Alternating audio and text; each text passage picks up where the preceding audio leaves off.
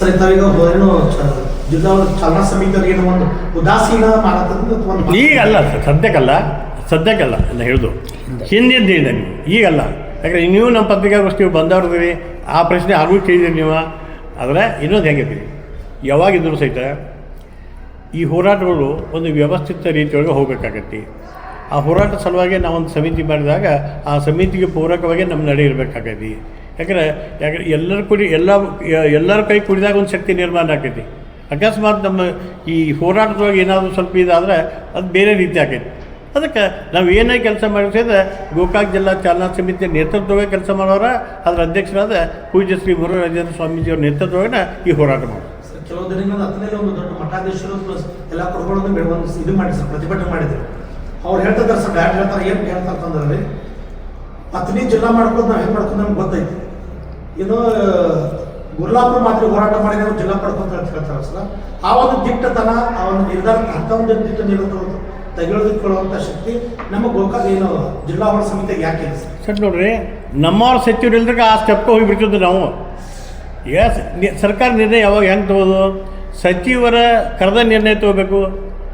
ಬೆಳಗಾವಿ ಜಿಲ್ಲಾ ಉಸ್ತುವಾರಿ ಸಚಿವರು ಅವರ ಮನವೊಲಿಸಿ ಅವ್ರಿಗೆ ಪೂರಕವಾಗಿನ ಈ ಜಿಲ್ಲಾ ವಿಭಜನೆ ಆಗಬೇಕಾಗೈತಿ. ಜಿಲ್ಲಾ ಉಸ್ತುವಾರಿ ಸಚಿವರನ್ನ ಹೊರಗಿಟ್ಕಿಸಿದ ಜಿಲ್ಲಾ ವಿಭಜನೆ ಮಾಡೋಕ್ಕಾಗಂಗಿಲ್ಲ.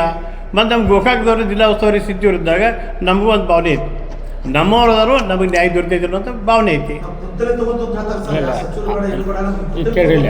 ಅಷ್ಟಕ್ಕೂ ಸರಿ ಐತಿ. ನಿನ್ನೆ ನಮ್ಮ ಜಿಲ್ಲಾ ಉಸ್ತುವಾರಿ ಸಚಿವರು ಫಸ್ಟ್ ಟೈಮ್ ನಮ್ಮ ಗೋಕಾಕನು ಜಿಲ್ಲೆ ಆಗ್ತೈತೆ ಅನ್ನೋ ಮಾತು ಮಾತಾಡಿದ್ದಾರೆ. ನೀವು ಒಂದಿಷ್ಟು ಅಬ್ಸರ್ವ್ ಮಾಡಿರ್ಬೇಕಾರೆ ಅವ್ರ ಮಾಧ್ಯಮದಲ್ಲಿ ಹೇಳಿದ್ದೆ.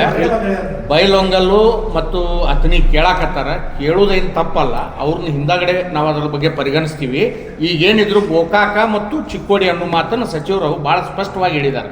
ಅದಕ್ಕೆ ಅವ್ರ ಹೇಳಿಕೆ ನಾವು ಸ್ವಾಗತ ಮಾಡಕತ್ತೀವಿ. ಫಸ್ಟ್ ಟೈಮ್ ಇದು ಜಾರಕಿಹೊಳಿ ಸಹೋದರರಿಂದ ಫಸ್ಟ್ ಟೈಮ್ ಇಂಥ ಒಂದು ಸ್ಟೇಟ್ಮೆಂಟ್ ಕೇಳಾಕತ್ತೀವಿ ನಾವು. ಅದಕ್ಕೆ ನಮಗೆ ವಿಶ್ವಾಸ ಐತಿ ಸರ್ ಜಿಲ್ಲಾ ಮಾಡ್ತಾರೆ. ಸರ್, ಮಾಧ್ಯಮದಲ್ಲಿ ಒಂದು ಚರ್ಚೆ ಆಗ್ತದೆ, ಡಿಸೆಂಬರ್ ಕೊನೆ ಹಂತದಲ್ಲಿ ಚಿಕ್ಕೋಡಿ ಜಿಲ್ಲೆ ಘೋಷಣೆ ಅಷ್ಟ ಮಾಡ್ತಾರೋ ಗೋಕಾಕ್ ಮಾಡಂಗಿಲ್ಲ. ಅದು ಒನ್ ಟೈಮ್ ಆ ರೀತಿ ಆದ್ರೆ ತಮ್ಮ ನೀವು ಒಂದು ಹೋರಾಟದಲ್ಲಿ ಯಾವ ರೀತಿ ಸರ್? ಅತ್ಯಂತ ಉಗ್ರ ಹೋರಾಟ ಮಾಡಿದ್ರು.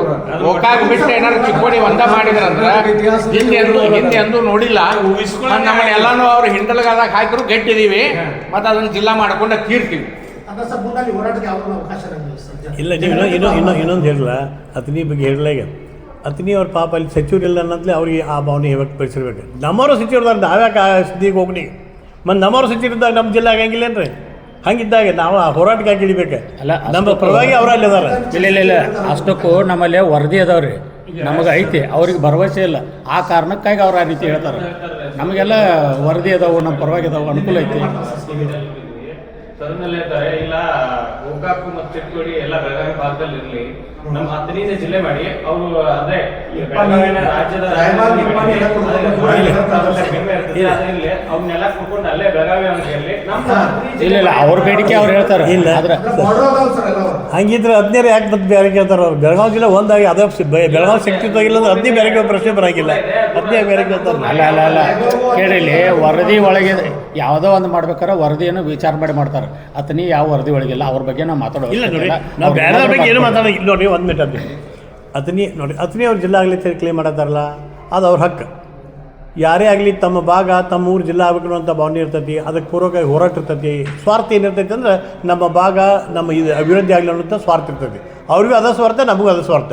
ಇವತ್ತು ಚಿಕ್ಕೋಡಿ ಅವ್ರು ಕೇಳ್ತಾರೋ, ನಾವು ಅವ್ರಿಗೆ ಯಾಕೆ ಕೇಳ್ತೀರಿ ಅನ್ನಕ್ಕೆ ಬರೋಂಗಿಲ್ಲ. ಬೈಲೊಂಗಲ್ದವ್ರು ಜಿಲ್ಲಾ ಆಗಲಿ ಕೇಳ್ತಾರೋ, ಅವ್ರಿಗೆ ಯಾಕೆ ಕೇಳ್ತೀರಿ ಅನ್ನಂಗಿಲ್ಲ. ಮತ್ತು ಇನ್ನೊಂದು 3-4 ಜಿಲ್ಲಾ ಆಗೋಷ್ಟು ಭೌಗೋಳಿಕವಾಗಿ ಮತ್ತು ಜನಸಂಖ್ಯೆ ದೃಷ್ಟಿಯಿಂದ ಬೆಳಗಾವಿ ಜಿಲ್ಲಾ ದೊಡ್ಡದೈತಿ. 3-4 ಜಿಲ್ಲಾ ಆಗೋಷ್ಟು ದೊಡ್ಡದೈತಿ. ತಪ್ಪಿ 4 ಜಿಲ್ಲಾ ಆದ್ರೂ ಸಹಿತ ನಮ್ದೇನು ಅಭ್ಯಂತರ ಇಲ್ಲ, ಅದನ್ನು ಸ್ವಾಗತ ಮಾಡ್ತೀವಿ ನಾವು.